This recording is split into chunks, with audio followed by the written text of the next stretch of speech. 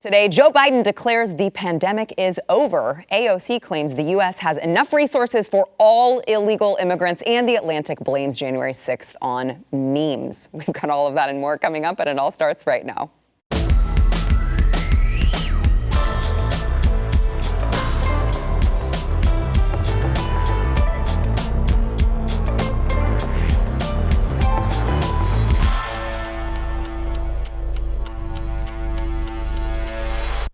Welcome to the news and why it matters. I am Sarah Gonzalez. Happy Monday. I am joined by BlazeTV contributors, both Alex Stein, host of Conspiracy Castle, and very weird dab there. Yeah, we get excited. We're pumped up. Wait, real quick, because Sarah just said, my girlfriend's going to be on the show today. I want to say that I was just in Washington, D.C., and I spoke with Eric Swalwell and made fun of him about his Chinese spy, Fang Fang.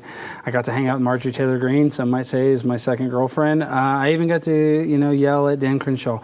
But none of it matters, none of it, without my big booty Latina AOC. So I just want people to know that I'm really going through a tough time that I didn't get to see her, and that I don't know if I'm going to make it. I'm really sorry about that. I hope maybe you'll see a therapist or something. No, I'm not going to see a therapist. My last three therapists committed suicide, so I'm not doing that to another therapist.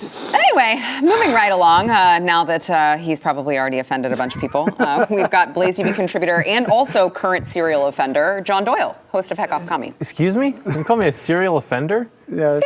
You offend people. That is true. I thought you were speaking in reference to AOC. Our relationship is much more wholesome. I mean, there's two sides to every woman, and Alex is maybe more on the treacherous side, but AOC and I, we attend mass together, we attend confession together. It's a very wholesome relationship that we have, and so, she was not hanging out with him in D.C. Maybe she and I went to mass together. We had a nice time together, so, it is what it is. We share the means of production, Alex and I. Yeah, we do. AOC. Well, content production. Over the weekend, moving right along to the news of the day, Joe Biden did a 60 Minutes interview with CBS's Scott Pelley, and there were several gems that we're going to play for you. But one of the questions was about Biden's mental focus, and Joe Biden said, people who doubt his mental capacity should just watch him. I think that's what we're doing, and we're still concerned. Watch.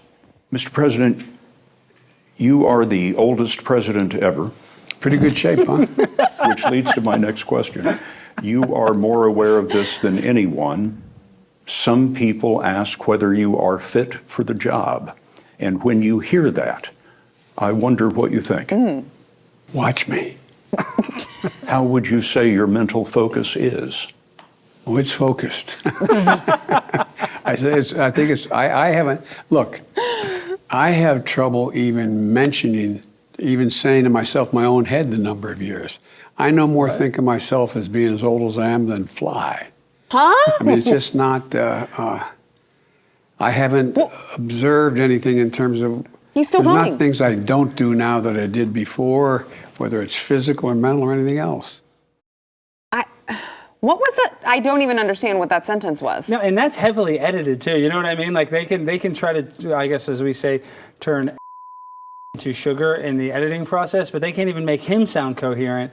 It's pretty bad. I'm trying to find this. I need to read it. The transcript of what he was trying to say. I need to read it. What, I'm more old than what? Than Fly? Than a fly, yeah. Well, you've never seen the movie with. No, was he saying like I'm fly, or he's saying like a fly?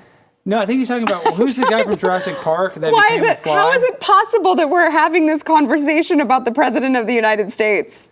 I have no idea what he was trying to say. Because this is the first president of the United States that has Alzheimer's. And so this is why this is like this, is that we're not used to having somebody like this. What do you think, John? John. It was funny, too, because he's like, watch me. It's like, that's why we were asking the question. Like, we weren't just asking.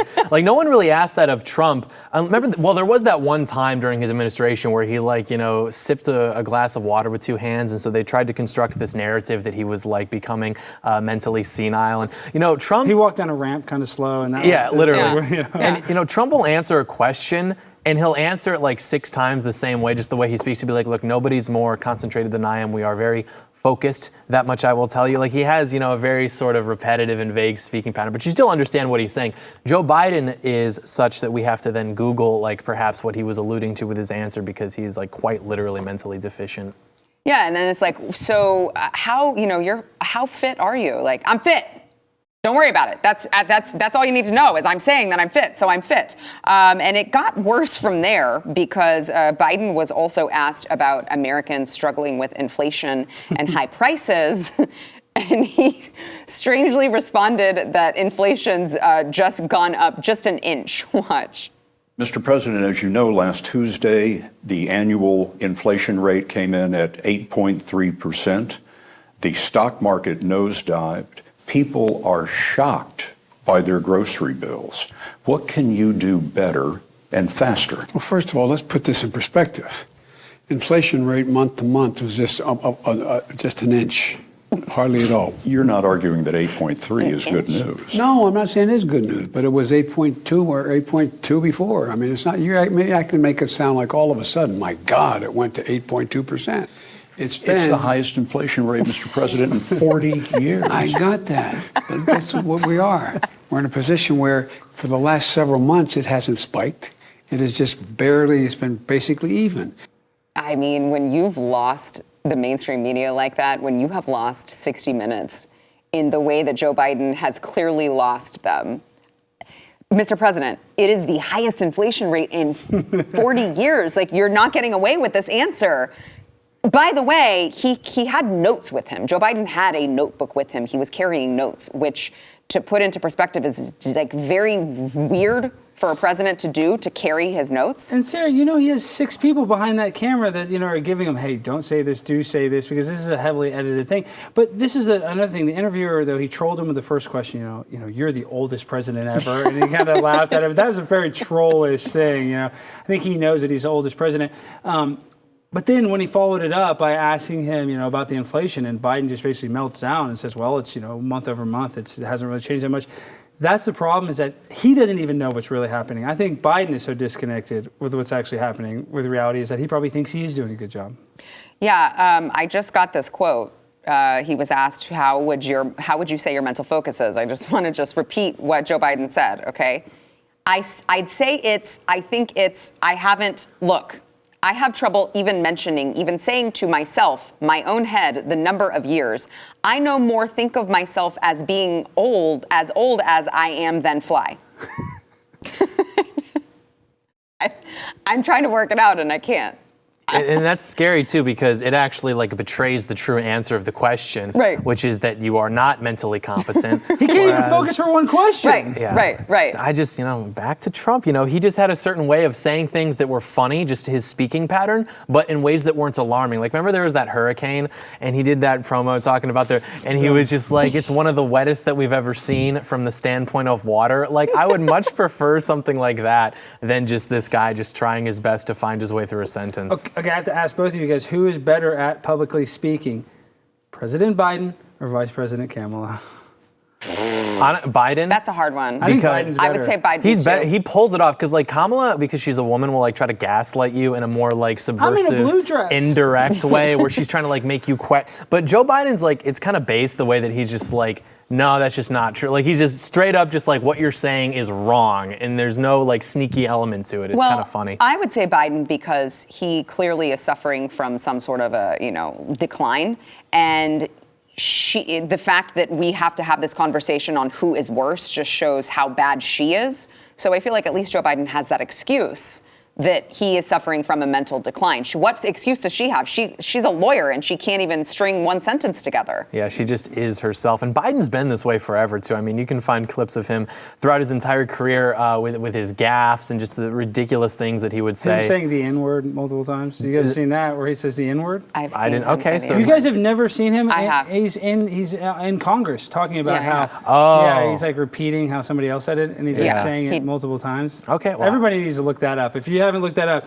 look up Biden saying the N-word. Yeah, Joe Biden, Congressional Gamer Caucus meeting from the 1980s or 1990s, saying racial epithets. It's not good. They're not sending their best. They are and not. This is the other bad thing about this. I know we're going to play more clips from the 60 Minutes interview, but at the end of it, they talk about Bo and how he died at 46 from brain cancer. They don't talk about the burn pits that Bo was right next to. By all these military bases had burn pits right next to it, and then the rate of cancer is just skyrocketing in the servicemen that were near those. But that's neither here nor there. Did I mention that Alex hosts this show called Conspiracy Castle? But look up the burn pits, and Jon Stewart is actually doing good stuff on that. But then, so they talk about the sadness of Bo, and then the way they talk about Hunter Biden on this piece, and I don't know if we have a clip of that. We don't. Yeah, but it's just how they always talk about Hunter Biden. It's just like, oh, he's a good kid that had, and they asked Joe about it. He's like, my son, he rebounded from his drug addiction. Like, they have this positive spin about Hunter Biden, which for me, that is the most ingenuine thing. It's like, at least just admit that Hunter Biden is a bad guy. But they won't. Even 60 Minutes gave Hunter Biden this kind of like, near good guy. Like, he's close to being good, but he has this horrible drug addiction and he wants to be a good guy. And just the way they paint him, they can't talk about the elephant in the room that his son's a crackhead with prostitutes, taking pictures of it. That's what makes me the most mad about this whole entire 60 Minutes piece. Oh, and by the way, compromising the security of, the entire country while he's at it. So I want to play another one for you. This, to me, is the most enraging one. Joe Biden talking about COVID. And he says that the pandemic is completely over. Watch. Is the pandemic over? Look at him walking. The pandemic is over. We still have a problem with COVID. We're still doing a lot of work on it. But the pandemic is over. If you notice, no one's wearing masks. Everybody seems to be in pretty good shape. And so I think it's changing, and I think this is a perfect example of it. So I just want to bring up a couple different things that the Biden administration or their government agencies, the CDC, the FDA, have done recently under the guise that we are still in an emergency pandemic. For instance, just at the beginning of this month, they authorized emergency use authorization of the Omicron booster shot now. The justification for that, by the way, remember, 8 mice. They've studied it in 8 mice. No humans, but that's fine. You are actually the guinea pig, and that's fine if you make your choice. That's not true. 8 mice is pretty good. I mean, it's better than 6 mice. It is 8. Yeah. It's a whole 8. And they used the emergency use authorization to put that into use, to put that and inject that in your arms. Now, all of a sudden, Joe Biden is saying the pandemic is over. How did they just approve this drug that has not been tested on humans if there is no pandemic? Oh, and by the way, the student loan forgiveness, that was also used there was COVID-19, it was an emergency. That was the pretext for the student loan forgiveness without congressional approval. But all of a sudden, COVID is over, the pandemic is over, and he's just gone and done all of these things, abused their power, made backdoor deals with Big Pharma under the guise that we are still in an emergency, and the President of the United States just admits that we're not. Well, it reminds you of the Kanye West song, Grand Opening, Grand Closing, and I think that's just what's going to happen. Of course, you can say the pandemic's over and then just restart it up next week. They can say, oh, the numbers go up. So the idea that there's these pharmaceutical industrial complexes going to use an emergency to get the emergency use authorization so they can give people a vaccine that was only tested on 8 mice. This is really not a surprise at this point. I think this is just standard operating procedure. So I'm actually not surprised at all. I'm just surprised that people are still willing to play along with the constant vaccination when every single celebrity that's been vaccinated 6 times has had COVID 7. I shouldn't say that I'm not surprised. I'm just enraged. I'm enraged at the arrogance that these people in power have to just admit, just to your face, yeah, we just use this as an excuse to abuse all of this power, but we don't really care. We'll just admit that the pandemic's over because midterms are coming up and we really kind of want to get ourselves out of this. Yeah, I'm really proud to still be a pureblood, and I think that everyone who is should just give themselves a big pat on the back because if you think about the coordinated propaganda campaign that was constructed to make everybody do this, there's never been anything like it in the history of the world. And if you were able to survive that and go through whatever it was you had to go through, that is actually pretty miraculous. And if you've ever wondered what you would have been doing during certain periods of history, you probably would have been doing whatever is the coolest because you resisted the propaganda. All the celebrities, the videos, the masking, the double masking, every little gay thing that they did, you were just not for me. And maybe even people who weren't intelligent enough to read the studies and be oh, this is wrong. People who were just blindly just nah, stupid, I'm not putting it. I love those people. We are united in our blood being pure. Well, and you speak of the pure blood, I'm actually a kamikaze blood because when you get the soda and you do one of every soda, I got Johnson & Johnson, I got Moderna, and I got Pfizer, and I got the Chinese one I ordered online. So I have all of them. So that's why I'm protected. That's the other secret. Either you get none or you get one of each. I wouldn't recommend taking that. You'll end up he just is like not me. giving medical advice. Don't you want to be like me? I was with Alex Stein in D.C. when he actually took all of the different vaccines and loaded them into a spoon, which he then used to like a lighter, and then he used one of Hunter Biden's crack pipes that he purchased from the National Archives. So I'm going to go ahead and just move right along to look. Also over the weekend, Beto O'Rourke, Robert Francis O'Rourke, good friend of the program, tweeted out this video inviting. I love this so much. This guy is the worst. Tweeting out a video inviting his supporters to jog with him while wearing the same stupid blue button-down shirt, the only one that he owns. He wants you to believe that he's jogging, just out for a morning stroll in this stupid shirt. Watch. Hey, we're inviting you to join me for a run bright and early in Corpus Christi. All are welcome. We're looking forward to seeing you out. I hate him so much. Also, he says all are welcome. I don't feel like that's true, because the last time I showed up at an event where they said all were welcome, he had security escort me off. He meant to say all are welcome except for Sarah Gonzalez, but he only had 8 seconds in that video because he could only fake run for 8 seconds, you know? Which they may think like, well, he's sweating. Clearly he's running. No, he just always sweats. Yeah. That's no proof that he was actually out on a morning jog. It'd be kind of funny if he went on that run and his heart rate got a little bit too ambitious, and then that thing that's been happening and it just... Do not wish myocarditis on Beto. I'm not. No. I'm just saying it would be funny. It'd be good content. I'm not saying I want it to happen. Could you imagine, though, if he got myocarditis, how epic that would be? That would be hilarious. All right, so I'm going to go ahead and take a break. Look, we want to thank our sponsor, My Patriot Supply. So farmers even are urging everyone to stock up on emergency food right now. In case you haven't connected the dots there, that doesn't help farmers to tell you to stock up on emergency food, because it's not the farmers who are producing the crops when you buy all of this My Patriot Supply right now, but even they know that the food shortages are coming. My Patriot Supply's 3-month food kit can help keep your family from suffering. You're going to get breakfast, lunch, dinners, drinks, snacks.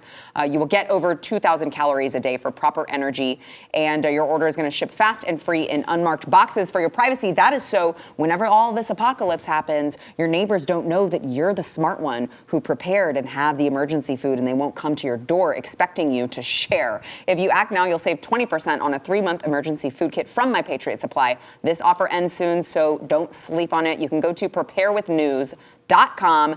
Don't wait until it's too late. Preparewithnews.com. New York City Mayor Eric Adams was asked by Jake Tapper over the weekend if he agrees that the illegal immigrant issue needs more attention from the Biden administration. Now, remember, this is after Eric Adams has already complained about, this humanitarian crisis. He's complained about a couple thousand migrants who have showed up at his front door. He's complained that they may not have the resources. He says, no, this issue does not need more attention from the Biden administration. Watch. So you're struggling to process the 2,500 migrants sent to you from Texas. Meanwhile, the El Paso sector of the border sees an average of 1,700 migrants crossing every single day. A record 1.9 million migrants have been apprehended on the southwest border this fiscal year alone. Even if you think what these governors are doing is horrific, it seems like you agree this is a crisis that needs more attention from the Biden administration. No, I believe it's a crisis that needs more coordination from our country. It's almost like we already have rules on the books that we don't enforce. Like they're called illegal immigrants for a reason. It's because they're here illegally, and maybe we should just, enforce those laws. Yeah, I love trolling and I love all the gimmicks, but flying all these people to Martha's Vineyard and flying them to New York, it just seems very counterproductive. We should be flying them back to their home countries. It's that simple. It's like the plane needs to go the other direction. And this is what makes me so mad, though, is that Eric Adams and these people in Martha's Vineyard, they act like so concerned. Yet on the border, there's so many deaths that, it was a tractor trailer full of 65 people, I think, basically killed them, got murdered in a human oven. Nobody even talks about that, right? Nobody even talks about all the deaths, all the young people that are dying. They just talk about, it makes national news when 40 people go to Martha's Vineyard. So it just kind of sucks. So for me, the person, it's like bring attention to it by continuing to send them to these places that don't want them. But at the same time, that's screwed up too. That's not gonna make the situation any better. So we're not making the situation better. We're not fixing it. We're just making it worse, and that makes me sick. Did you guys see the people on Martha's Vineyard whenever they were busing all of those dirty brown people away, and they were like, "Yay, te amo, te amo, I love you, I love you." You could not write a better skit if you were trying to make fun of out-of-touch liberal elitists if you tried. It was just priceless. Well, the John. best, but then I'm gonna keep talking. I want to hear your point. But then people were sharing private clips from a Martha's Vineyard Facebook group, and then they're like, "What? You have an Airbnb? You have a back house? Why don't you put them in your back house?" That was the best part of it. And someone was like, "Well, I just want to. Can I just bring clothes? Can I just bring them some clothes and call it a day? And then they showed up with like Fruit Loops and a bunch of processed food that it's like, what do the poors eat? Yeah. They probably eat Pop-Tarts. Let's give them those. Which, by the way, they were purchasing the generic brands Yeah, of the like sugar cereal. It wasn't even like Kellogg's. Rice Krispies. It was the generic. They're But poor. It'll be good enough for them. The Kroger brand's good enough for them, or the. I'm sure they have this in their home country. The worst headline I saw was one of the Martha's Vineyard residents described the experience by saying, "They enriched us." And first of all, that person should be shot. Second of all, it's like when you're a kid and you're like, "Mom, I'm bored." And she's like, "Well, there are kids in Africa playing with tires and sticks and they're happy." It's literally the same thing. Like this really just like stupid idea that like, oh, people in the third world, they actually have better answers to these things than us. And they can show us how to live. Like you people are all worth upwards of 7-8 figure. You really think that like they're going to show you like, oh, really? Then keep them there. Keep them there. But you didn't. Point. And I'm the first one to call out this like right-wing fixation on exposing hypocrisy, because the only thing that we do is, oh, liberals are such hypocrites. They say this, but they do this. This is actually ironically an example where that is the definitive take, because what they're doing is literally saying the rest of the country has to live with these people and deal with it, but they don't. And that is a problem. Like, I'm not blaming them for wanting these people to leave their community. I would want the same thing, frankly. The problem is that we all have to deal with the consequences of that. And the American dream now, in the practical sense, is literally just trying to work hard enough to make enough money to escape the consequences of diversity and of the third world immigration that a lot of people who live on that island have made money by forcing on the American people. I want to throw into the conversation, a woman who is near and dear to both of your hearts, AOC, Alexandria Ocasio-Cortez. She tweeted about this whole Martha's Vineyard scene, and she said, what a lot of Republican politicians fail to understand is that not everyone shares their zero-sum scarcity mindset. Many of us understand that immigrants and refugees are a blessing. They have so much to offer our country, and much of our growth as a nation is because of them. She says that her city has more than enough resources to, quote, help states like Florida. She then tweeted, believe it or not, the United States is the wealthiest nation in the world, and we have more than enough to care for everyone. Instead of worshiping billionaires, if you try valuing your neighbors enough to fight for them, then we can all have a better life together, because that's worked out so well in the streets of California.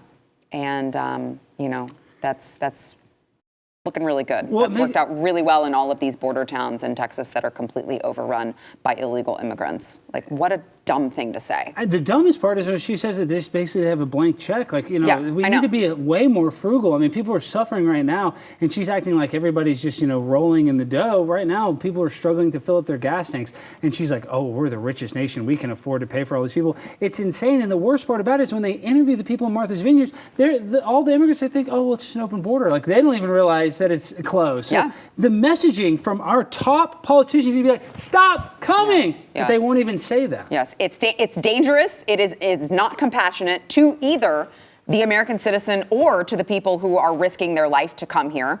It's disgusting. Yeah, you got to be tough. It's tough love, but you need like a fully militarized southern border, and then they will get here and they will be like, oh, we can't get in, and they'll go back. You need to cut off welfare to these people. I think 62% of illegal aliens are receiving some form of welfare from the government. You need to, frankly, reinstate mass deportations. I mean, the operative budget for ICE is like $8 billion a year. We sent 5 times that to Ukraine like a couple months ago. You could triple, quadruple their budget, and in 5 years, if you had a serious country, you could deport probably 20 million people. And we've got upwards of 30 million illegal aliens in this country, which is wrong. And I think the idea too, like, oh, they have so much to offer. Sure, maybe, but like, American exceptionalism is one of the defining tenets of our ideology, of the right. We believe that America is exceptional. America is the best. I guess we're forgetting that this is the country that virtually invented the modern world. All the best technology, all the best innovation originated in this country. We went to the moon. The only reason Americans aren't doing cool stuff anymore is because since the Civil Rights Act, we have restructured our systems to basically prioritize non-Americans to have the most opportunities, have the biggest leg up, the biggest advantage. And now we went from number 1 in the world in education to like 30 something. We're not doing anything cool anymore. We've outsourced virtually all of our manufacturing. So this idea that this really high IQ Indian guy is going to come here and he can do things Americans can't do, that's not true. Any American can be trained to do that because we are descended from the people who built the best country in the history of the world. And if other people are coming here and they're getting these opportunities, it's because they're being handed to them because we've destroyed meritocracy at the altar of diversity, and it's dumb. I want to add in a couple more things here on the immigration issue. On Friday, NBC News tweeted out an article that featured a quote from an immigration activist who compared the illegal immigrants that DeSantis sent to Martha's Vineyard to trash. They since deleted it. It says, Florida Governor DeSantis sending asylum seekers to Martha's Vineyard is like, quote, me taking my trash out and just driving to different areas where I live and just throwing my trash there. This is a founding member of a foundation which helps refugees. That was Max Liefeld, founding member of the Casa Venezuela Dallas Foundation. Whew, that's awkward. And then one more note here, and then I know we need to take a quick break, but there has been a recent Department of Homeland Security intelligence report received by Border Patrol that instructs agents to look for Venezuelan inmates released from prison who are trying to enter the United States. That is because the Venezuelan government is purposely freeing inmates, including some convicted of murder, rape, and extortion. And the intelligence report warns agents that these freed prisoners have been spotted in these caravans that are traveling towards the U.S.-Mexico border as recently as July. So this is great. Good news, everyone. Hope you enjoy the Biden administration, if you survive. I don't know. We got to take a quick break. First, we want to thank our sponsor, Keeps. So if you are one of the 2 out of 3 guys who are experiencing hair loss before you are 35, don't feel embarrassed. I know, I get it. It's embarrassing, but it's not your fault, all right? But you can flip the odds in your favor and save your hair with Keeps. They have the same clinically proven, FDA-approved hair treatments that you can go to your doctors and get, but they're available all online. So maybe you're trying to prevent hair loss. Maybe you're just trying to stimulate some regrowth, which, by the way, Keeps also can do. You can deal with your Keeps physician who will help. They'll help you select the right products and develop a personalized hair-saving routine that works for you. You're not going to have to go to the doctor. You're not going to have to go to the waiting room. You can do it all in the comfort and privacy of your own home, and it's generic, so it's going to save you a ton of money. You got to go to keeps.com/Y for 50% off of your first order. That is KEEPS.com/Y. Last Friday, the U.S. Court of Appeals for the Fifth Circuit ruled on the constitutionality of Texas's HB 20. This was deciding for Texas in Net Choice versus Paxton. Now, HB 20 allows residents of Texas to sue companies with at least 50 million monthly users in the U.S. for reinstatement of accounts. So this was a social media big win for the state of Texas. Net Choice and the Computer and Communications Industry Association lobbying groups that count Facebook, Twitter, and Alphabet's YouTube's as members challenged the law, arguing that the First Amendment protects social media platforms' ability to curate content as it does for newspapers. And the court rejected that argument. Really, really big win for Attorney General Ken Paxton. Very, very proud to have him as our Attorney General here in the state of Texas. The court's opinion read, the platforms are not newspapers. Their censorship is not speech. They're not entitled to pre-enforcement relief, and HB 20 is constitutional because it neither compels nor obstructs the platform's own speech in any way. Ken Paxton later tweeted out, I just secured a massive victory for the Constitution and free speech in federal court. Big tech cannot censor the political voices of any Texan. The Fifth Circuit rejects the idea that corporations have a freewheeling First Amendment right to censor what people say. So is it a step in the right direction? Well, I mean, it's not going to be that popular in the conservative world because I want the government out of everything I do. But in certain industries, like the medical industry or the social media, tech platforms, I do want the government involved somewhat if it protects the citizens. I mean, I know they're going to mess it up, but the idea that how do you trust the? I know that's the problem. It's like, how do we trust it? It's not going to be a perfect system. But I would like it if there was some sort of internet bill of rights where I could speak freely. But unfortunately, when we talk about the leaks with Facebook admitting that they're talking to FBI agents, so like they might give us the impression that we have free speech and that the government's going to have our back. But really, at the end of the day, they can just lie to us and act like they're going to have our back, but then just kick us off these platforms. So my whole point being is I don't want the government involved in anything, but in certain issues like this, like these big companies, I kind of do want the government a little involved. Yeah, I agree with Alex. I think that people on the right tend to forget that the whole reason we have government is so we have an agency that can protect me from other people infringing upon my rights. And, you can get into the rigmarole with it, but in a very practical sense, like Twitter, these social networks, these are like the new public square.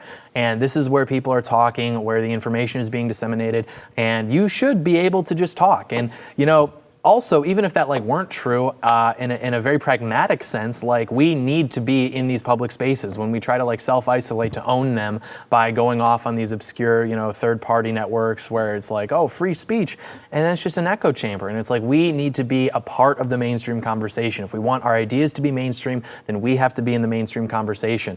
And conservatives just do this thing where it's if you don't leave me alone, I'm going to run away. We've been running away on every issue for the last century, and we wonder why we're having to defend the biological reality of sex now. So yeah, I'm totally for it. So what do you think that government's role in handling social media is? Quite frank, I'm in shock that both of you, both of you agree with the government interjecting themselves into social media. So I'm just curious. So here's a great example, because I think a lot of times the right is skeptical of government, rightfully so. We should be skeptical of government because what's to stop the government from then coming down on you and infringing your rights? Well, government, they don't really have an incentive necessarily to do that.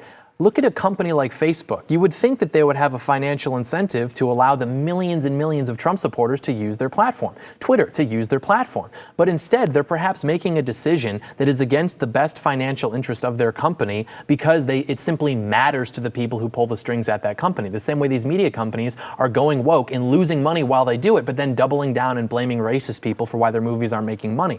I think we need to be very comfortable with the fact that sometimes people do things not because it's necessarily profitable, but because it just matters to them. The same way that maybe some people are motivated by money, other people might be motivated strongly by ideology. And so you can have good people working at these tech companies who are going to allow for people to just do what they will. The same way you can have good people who are occupying different roles in government who will allow people to do what they will. So I think it's not so much that the power exists, but who has the power. And unfortunately, the way that our government works with democracy or whatever, it incentivizes the worst people to be able to climb to the highest positions of power, because those are the people who are going to basically, milk American people from their money and give it back to the people who installed them into those positions by giving them, the billions of dollars needed in order for that to happen, like, with George Soros, for example. I feel like that was a non-answer. Yeah, but I do want to. There was a lot said. That was actually a non-answer. That was a perfect answer. So I want to just case in point here with how bad it's gotten with social media. Twitter suspended Daily Caller education reporter Chrissy Clark for sharing a story that we actually discussed on the program last week. It was an article titled "Wisconsin Education Department Promotes Gender Expansive Resources for 3-Year-Olds," and so the article described the Department of Public Instruction promoting transgender video resources and books for 3 to 5-year-olds. We played it for you guys on the program last week. One video showed parents transitioning their daughter into a boy, and the platform, Twitter, said she violated the Twitter rules, which state that a user may not promote violence, terrorism, or extremism, abuse, or hateful conduct. Their hateful conduct policy says that one cannot promote violence or threaten people on the basis of their physical characteristics or identities, which includes one's gender identity, of course. So she had to delete her tweet in order to regain access to her account. So now I guess sharing what they are actually doing is similarly to libs of TikTok is we're literally just giving them a larger voice than they had previously is now hateful conduct. That's a really interesting point, too, because if we're not even obscuring what they're doing, we are simply shining a light on it, whether it's with this example or like you mentioned with the libs of TikTok.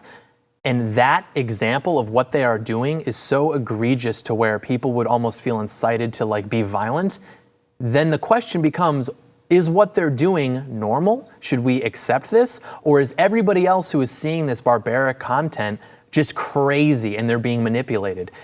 I mean, they're even conceding in these examples that like they're, just posting what it is. They're not adding even their own twist on it. They're literally just posting what it is. And if people are seeing that and they're becoming indignant to the point of like becoming criminal in terms of their reaction to it, then maybe we should have a conversation not about how hateful they are, but actually what's going on that would warrant that type of reaction. Yeah, I mean, that's all Libs of TikTok does, is just really post word for word the content that they see that is crazy, and then they say that that is some sort of, coordinated hate towards LGBTQ people by just posting what these teachers are saying. So it's insane. That's obviously not the case. But I'd like to get your opinion on this, Sarah, because you have kids. I remember it wasn't that long ago, the anti-bullying campaign. That was such a big thing. Is that even a thing anymore, anti-bullying? Not really. And it's crazy now, because now we're in a day and age where you almost can't bully somebody on the internet without getting kicked off. So I guess my point being is maybe we need to bring back bullying a little 100%. bit. I mean, just a little bit, 100%. yeah, a little bit. It's not a coincidence that like the weirdest generation grew up in the time where it's like, no bullying. Because now the bullying isn't like masculine anymore, like the sort of like John Hughes high school, just like getting shoved into lockers. That, I never saw that one time. What you see now is a much more feminine type of bullying, which is like passive aggressive. It's passive aggressive. There were kids at my school who were still weird, but instead of getting bullied for like, hey, whatever, people would pretend to be their friends ironically, and they would be like snickering, like, watch this, and they go up, hey, what's going on, man? And they couldn't tell because they were weird, and they thought, oh, these people are trying to be my friend. And it was like the most disgusting thing. And you almost would prefer them to just be like, why are you bringing like your beach ball to school, man? That's weird. That's almost less evil than. Yeah. I would tell you this. I know we got to go to break in a second, but I would tell you this, Alex. The only thing that I've seen as far as, talk of bullying is that kids have now been taught that bullying is like anytime anyone says something that you don't like or is mean to you. I remember when my older son was a little bit younger, so still not able to comprehend what bullying was, he would be like, oh, so-and-so was bullying me. And I'm like, well, what did he do? And he's like, he told me my pants were too long or something. That it's like, that's not bullying. Like, let's save the word bullying for very, very egregious actions, because kids are going to be kids, and like, that's not a huge deal. Grow up and get over it. Kobe Hubbard. I will name you in first Okay, no, grade. bleep that name. No, we don't need to talk about bring up Kobe. I'm doing a video about him then. Fine, I don't care. This kid in first grade, he came to school and was like, I'm sick. And I'm like, well, obviously you're not, because if you were sick, you wouldn't be at school. Boom, owned. And then he like got up and told the teacher, Johnny said I wasn't sick. That was like what radicalized me on like tyranny. I was like, this is what radicalized this is you? insane. Yeah, it was God, not if that good. kid just would have been sick, none of this, I wouldn't have to deal with John every day. Well, if that parent would have just kept their kids at home, don't bring your sick kids to school, because then it turns into supervillains like John. That's my villain origin story. We have to take a break. We'll be back. They better not bleep that name. That's literally Orwellian if they bleep it.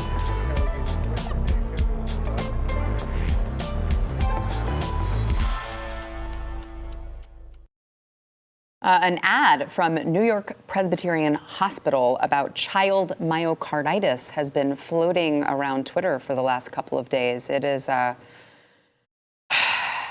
very enraging and both maddening and very, very sad as well. Watch.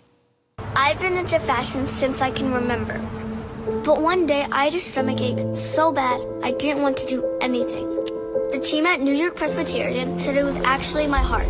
It was severely swollen, something called myocarditis. But doctors gave me medicines and used machines to control my heartbeat. They've saved me. So now I can become the next great fashion designer. So I saw this from a doctor who tweeted it out and said, first child myocarditis ad I've ever seen. Coincidental. Quite coincidental that now all of a sudden the medical community is trying to normalize myocarditis. I can't imagine why. Well, the doctors saved her life, so thank God to those great doctors that saved her life. And that's the other thing, myocarditis the only way to heal it is to give it time. It basically heals on its own. So It's just kind of funny how the Which is weird because Dr. Peter McCullough, who sat right there in the chair that you're sitting in and discussed this with me, says no, it's heart damage and you don't just get that back and it's not just a casual thing. Well, of course not, because you're going to have calcifying and it's going to calcify itself from getting bigger and smaller. But I just liked how the commercial, like, oh, well, these doctors hooked me up to these machines and they saved my life. It's like, were those the doctors that gave you the experimental medicine that they tested on 4 rats? You know, I mean, so it's just that is very, you're talking about Orwellian. That commercial is about as Orwellian as it gets. Like, we have myocarditis in these kids, and here's a commercial on how to fix it, and not talking about what's causing it. I mean, do you guys remember whenever we first started hearing reports of myocarditis in young boys, in young people, and the whole argument was like, no, we don't need to, it's very rare, don't worry about it, it's super duper rare as a side effect, but don't worry about it. And now they're making ads trying to like tell people what it is. Yeah, also, I don't know when the last time you guys have been in a hospital is, but they're very just disturbing, just dark places. I mean, there's nothing about a hospital that conveys health. I mean, everything from the lighting, this very like just vicious, unnatural lighting, the food that they serve, the attitudes of a lot of the employees who are dealing with the patients on a more day-to-day basis. It's like if you were sick, you would not want to send somebody there. And also, they don't even like treat the causes. They treat the symptoms. And they cut the check engine light. Instead of fixing the engine, they literally just cut the light that tells you what's wrong with the engine. But I just had to interject because when you talk about and Sarah, you know, she likes to say how I say this, the negative vibrational energy, the low vibrational energy. When you walk into a hospital, if you go in there and you plan to be fixed, I wouldn't trust a doctor. I think medical malpractice is the 3rd leading cause of death. So I don't trust these doctors as far as I can throw them. So I'm just saying you're exactly right. The vibes when you walk into a hospital, it should be this kind of happy place. People are living, but it's people are dying, and just these pharmaceutical companies are just billing us out the ASS, and people aren't getting better. They're dying even faster now. Yeah, I mean, I've been at the point where if a doctor has been called a quack from the medical industry, I'm like, that's the doctor I want. Yeah, that's exactly actually my favorite lesson and thing to say from the last few years is like doctors are like low key not that smart. They're not. They're not. You just like memorize information that was paid for by big pharma. Like, I mean, I just want to. Some doctors are smart. Sure, if there are doctors watching this program, I'm sure that you are actually smart. But your point is, true. It is. If you agree with me, then you are smart. Well, but this is the difference though too. My dad had heart surgery. It isn't that hard to get the license. They have mugs too that they were selling that said, please don't confuse your medical degree with my Google search. Right, yeah. And so then I had merch last fall that said, please don't confuse your medical or your Google search. Wait, no. Oh my God. I was correct. I don't care about the merch. I just want to say. The point being, if you Google something, you are smarter than the top doctors in the country, unless they're subscribed to BlazeTV.com, promo code news.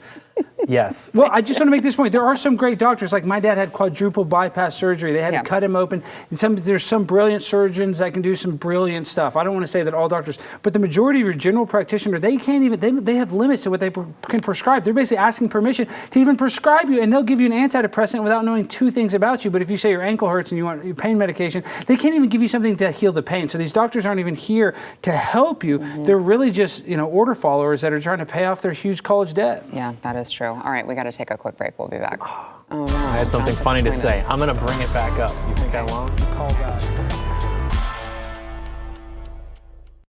John has a point he's dying to say.